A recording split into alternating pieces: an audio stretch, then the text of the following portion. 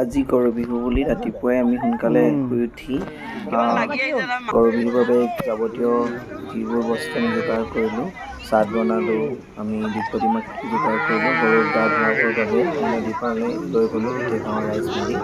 তাত আপোনালোকক দেখাবৰ বাবে মই ভিডিঅ' কৰিছিলোঁ। তাতে আমাৰ পোৱালীকেইজনীও গৈছিলে, বৰ ধুনীয়াকৈ আমি আজি কামবোৰ কৰিলোঁ। তাতে সকলোৱে মিলি আমি গৰু গা ধুৱাওঁ। প্ৰতি বছৰে এয়া আমাৰ পৰম্পৰা। লাও বেঙেনা এনেদৰে চিলাই পেলাই চাট বনোৱা হয়। দীঘলতি পাত, মাখিলতী পাত, নতুন পঘা, আমি ডাঙৰ ডাঙৰ জাতিলাও আমি কাটি লওঁ, যাতে মানুহৰ পিঠিটো মাৰোঁ আমি লাও খা বেঙেনা খা কৰি। তাৰপিছতেই আমি আমাৰ গাঁৱৰ ল'ৰাহঁতে প্ৰতিবাৰে ৰঙালীৰ ধেমালি অনুষ্ঠান আয়োজিত কৰে। তাতে বিভিন্ন ধৰণৰ খেল অনুষ্ঠিত হয় ছাত্ৰ ছাত্ৰী বা কণমানিসকলৰ মাজত। ৰছী টনা খেল, মিউজিকেল চেয়াৰ, কলগছত তেল দি বগোৱা, হাঁহ ধৰি অনা, চকু বান্ধি হাঁহ ধৰা খেল, সেইবিলাকত আমি ভাগ ল'লোঁগৈ। সন্ধিয়া অকণমান আমি গাঁৱত সকলোৱে মিলি বিহু কৰিলোঁ। আৰু আমাৰ পৰম্পৰা, আমাৰ পৰিয়ালৰ ডাঙৰ জেঠাই জেঠুক আমি সেৱা কৰিবলৈ যাব লাগে। আমি সকলো গৈ সেৱা কৰিলোঁ। দেখাবৰ কাৰণে মই ভিডিঅ' কৰিছিলোঁ। ধুনীয়াকৈ দিনটো পাৰ হ'ল ৰঙালী বিহু বুলি। সকলোৱে মিলি আমি বহুত ফূৰ্তি কৰিলোঁ। পানীও যুঁজিলোঁ, পোৱালীকেইজনীয়ে পানী যুঁজৰ যি পৰম্পৰা আছে সেয়াও কৰিলে। চাওকচোন অকণমান দিনৰ পৰা যুদ্ধ কৰিছে বিহু গীতৰ সুৰত। বৰ ধুনীয়াকৈ আমি প্ৰসাদ খালোঁ জেঠাইৰ ঘৰত। তাতে মোক বিহুৱানো দিলে জেঠাই। আমিও সেৱা কৰিলোঁ বস্ত্ৰ দি নতুনকৈ। মই নাইৰা আৰু মুনু গৈছিলোঁ, মা এবাৰ যোৱা নাছিলে। তাৰপিছত সন্ধিয়া মই আমাৰ বিদ্যাধৰ লিভিং স্কুলৰ হুঁচৰি বিহু চাবৰ বাবে প্ৰাঞ্জলদাক ফোন কৰি ওলাই গ'লোঁ। তাত গৈ আমি ধেমাজি চৌখামত বিহু কৰিলে স্কুলৰ বিহু তাত প্ৰায় 3 ঘণ্টামান সময় থাকিলোঁ। খুব ভাল লাগিল। আহি পেলাই আমি গাঁৱৰ ডেকা জীয়ৰীসকলে মিলি পুনৰ আমি এটা খানাৰ আয়োজন কৰিছিলে। ৰঙালী ধেমালি যি অনুষ্ঠান আজি হৈছিলে তাৰ বাবে আমি সেই খানাত অকণমান মই সহায় কৰি দিলোঁ। বৰ ধুনীয়াকৈ আজি হেঁপাহৰ ৰঙালী মই পাৰ হ'ল। সকলো মুহূৰ্ত মই ধৰি ৰাখিবলৈ মই কেমেৰাত চেষ্টা কৰিছিলোঁ। আপোনালোকে চাবচোন। এই যে দেখিছে আমাৰ নাইৰা মুনু, সেই দুইজনীও চকু বান্ধি হাঁহ ধৰা খেলত ভাগ লৈছে। সিহঁতে ভাবিছে হাঁহটো ধৰোঁ আৰু ৰাতি খানাটো খাম, কিন্তু বেচেৰীকেইজনী নোৱাৰিলে বাৰু। সিহঁতে পূৰা আজি দিনটো খুব উদযাপন কৰিলে। দিনটো ফিল্ডৰ ৰ'দত খেলিয়ে থাকিলে। মিউজিকেল চেয়াৰ, হাঁহ ধৰা খেল, ৰছী টনা, বিভিন্ন ধৰণৰ খেল খেলিলে ছোৱালীকেইজনীয়ে। বেয়া লাগি গ'লগৈ, ভাল লাগিলে। মানে যে কষ্ট কৰিছে, এই যে ৰংখিনি আনন্দখিনি ল'ব পাৰিছে, আচলতে এই মজাটো বেলেগ যি পাইছে সিহে বুজিব। খুব ভাল লগা থাকি এয়া বোৱাৰীসকলে আকৌ ৰছী টনা খেলিছিলে। ডেকা জীয়ৰী বোৱাৰীসকলে ভাগ লৈছিলে। বোৱাৰী ভাগে, জীয়ৰী ভাগে, ডেকাসকলেও ভাগ লৈছিলে। ভাল লগা এটা মিউজিকেল চেয়াৰ। পোৱালীকেইজনী আমাৰ কেইজনীও পূৰা মিউজিকেল চেয়াৰত ভাগ লৈছে। ভাল লগা। এই দুইজনী একেখন চকীতে বহি দিলে। ৰিপ্লে হ'ব লাগিব, ভিডিঅ' কৰ, নহ'লে দিগদাৰ আছে। নাইৰা আৰু মুনু একেবাৰে লাষ্টলৈকে থাকিলে। কিন্তু আটাইতকৈ ডাঙৰ কথা, নাইৰা আৰু মুনু যেতিয়া 4টা আছিলে একেখন চকীতে দুইজনী বহিলে। ঘৰতে কাজিয়া হ'ল, আমি মাত মাতিব নোৱাৰা হ'লোঁ। বিচাৰকে সিদ্ধান্ত ল'লে, মুনু ওলাই গ'ল, নাইৰা থাকিলে। নাইৰা 3য় স্থান পালে, মুনুৱে নাপালে। ঘৰত আহি দুইজনী কাজিয়া।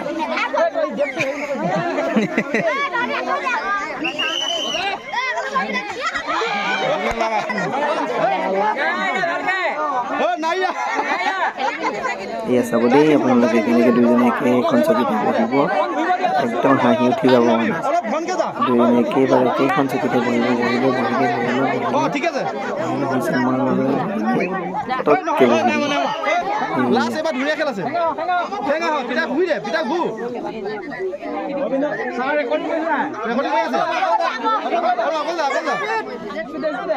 ফটাফট হ'ব এতিয়া, বজাব এতিয়া।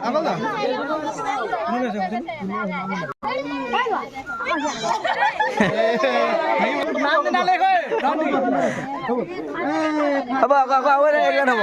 ফাৰ্ষ্ট ছেকেণ্ড থাৰ্ড নহয়, 3টা লিখি দিওঁ, আকৌ একজন হ'ব নহয়। একদিন আকৌ সুমিয়াই দিবি। 6টা সুমিয়াবি। অকণমান পানী চানী খাই ৰেষ্ট লৈ লাগি যা।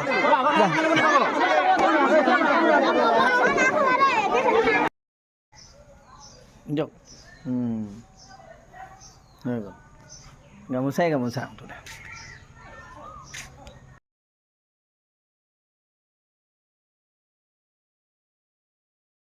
শেষত সকলোকে বাপতি সাহোন ৰঙালী বিহুৰ আন্তৰিক শুভকামনা জনাইছোঁ। ৰঙালীৰ ৰঙেৰে সকলোৰে জীৱন উপচি পৰক, সকলোৰে ভাল হওক, সকলোকে বহাগ বিহুৰ শুভকামনা জনাইছোঁ। ধন্যবাদ।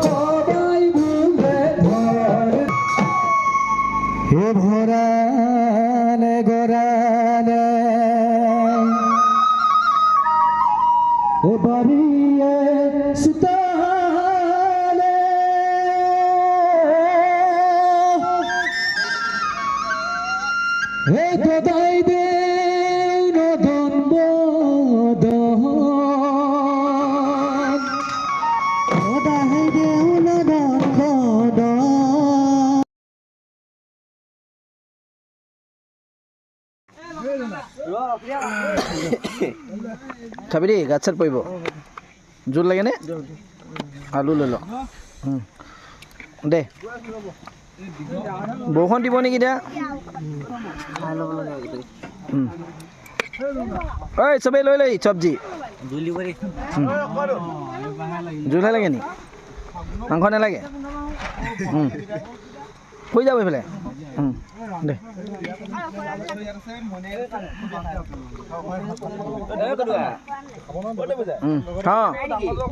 হা ভাত পাদান পাদান পাদান